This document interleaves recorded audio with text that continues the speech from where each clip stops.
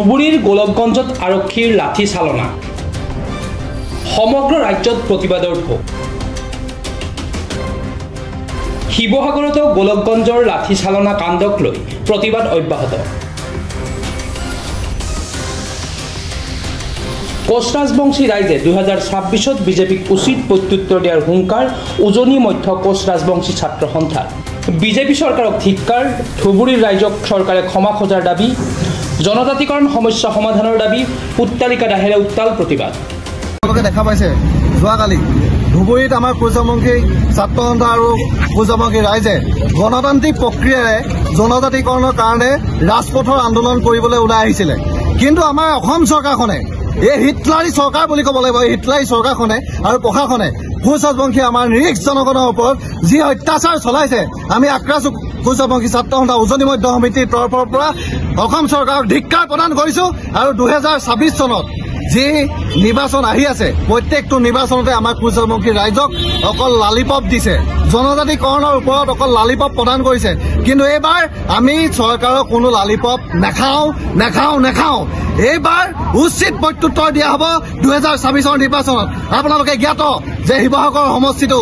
আমাৰ কোচ ৰাজবংশী ৰাইজে নিৰ্ণায়ক ভূমিকা ল'ব পাৰে এইবাৰ আমি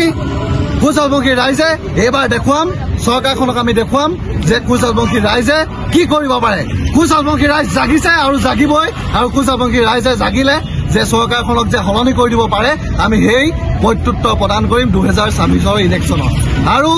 আমাৰ এই গণতান্ত্ৰিক আন্দোলনত কোনেও মুখিমূৰ কৰিব নোৱাৰে আমাৰ এই গণতান্ত্ৰিক আন্দোলনৰ এটাই ধ্বনি হ'ব জয় শুক্ৰনাচাই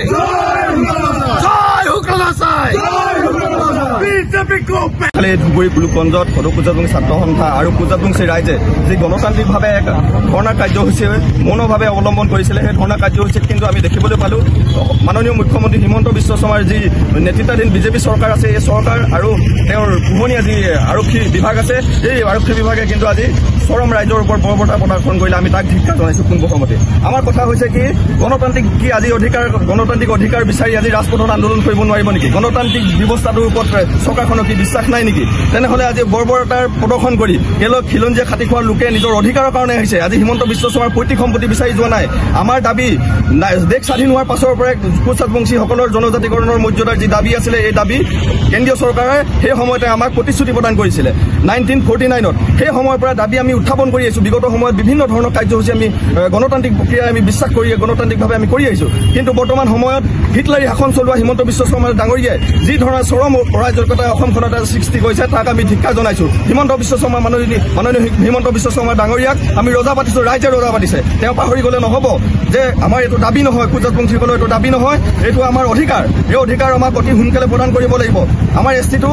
1996ত আমি এছটি পাইছোঁ সেই একেটা প্ৰক্ৰিয়াৰে আমাক এছটি প্ৰদান কৰিব লাগিব নিৰ্বাচনৰ আহিলে কেৱল বৈতৰণি নিৰ্বাহ কৰা আহিলা হিচাপে প্ৰদান কৰি আহিছে আৰু বৰ্তমান সময়ত দেখিছে বৰ্তমানৰ 6 জনগোষ্ঠীৰ ৰাইজ যিধৰণে অসমত সজাগ আৰু সচেতন হৈ ওলাইছে আমি সকলো ৰাইজকে বিভিন্ন ৰাজনৈতিক দল ত্যাগ কৰি জাতিৰ স্বাৰ্থত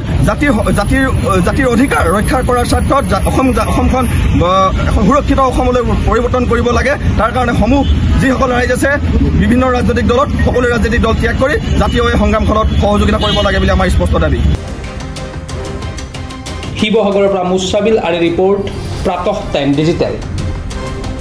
অসমৰ সংবাদ জগতখনৰ বাবে এক সুখৰ খবৰ আপোচবিহীন ৰাইজৰ কণ্ঠ সাপ্তাহিক কবচ পুনৰ এবাৰ অসমৰ ৰাইজৰ মাজলৈ স্বত্বাধিকাৰী প্ৰণীতা কলিতাৰ দ্বাৰা প্ৰকাশিত আৰু আপোচবিহীন একাংশ নপুৰণি অভিজ্ঞতাপুষ্ট সাংবাদিকৰ দ্বাৰা প্ৰচাৰিত তথা eco printing press Guwahati Katabari গড়চুকত মুদ্ৰিত সাপ্তাহিক কবচ এতিয়া অসমৰ বিভিন্ন প্ৰান্তত উপলব্ধ আমাৰ ঠিকনা মুখ্য কাৰ্যালয় অসম ফৰেষ্ট স্কুল হৰি মন্দিৰ পথ গুৱাহাটী আৰু উপ কাৰ্যালয় Kalita market Bijoynagar Kamrup Assam mobile number হৈছে 9435114666 7002472813 আমাৰ ইমেইল আইডি হৈছে kobos2025@gmail.com